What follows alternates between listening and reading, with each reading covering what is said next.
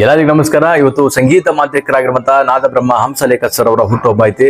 ಎಲ್ಲಾ ಸಂಗೀತ ಪ್ರೇಮಿಗಳು ಅವ್ರಿಗೆ ವಿಶ್ ಮಾಡಿರ್ತಾರ. ಅದಕ್ಕೆ ರಿಪ್ಲೈ ಮಾತಾಡೋದಿತ್ತಂದ್ರೆ ಏನ್ ಹೇಳ್ತಾ ಇದ್ರು ನಮ್ಮ ಹಂಸಲೇಖ ಸರ್ ಅವರ ಒಂದು ಮಿಮಿಕ್ರಿ ಪ್ರಯತ್ನ. ಎಲ್ಲರಿಗೂ ನಮಸ್ಕಾರ ಕಣ್ರಪ್ಪ. ಇವತ್ತು ನಾವೆಲ್ಲರೂ ಈ ನಿಮ್ಮ ಹುಟ್ಟ ಕಲಾವಿದ ಹಂಸಲೇಖ ಅವರಿಗೆ ಶುಭಾಶಯವನ್ನು ಕೋರುತ್ತೇನೆ.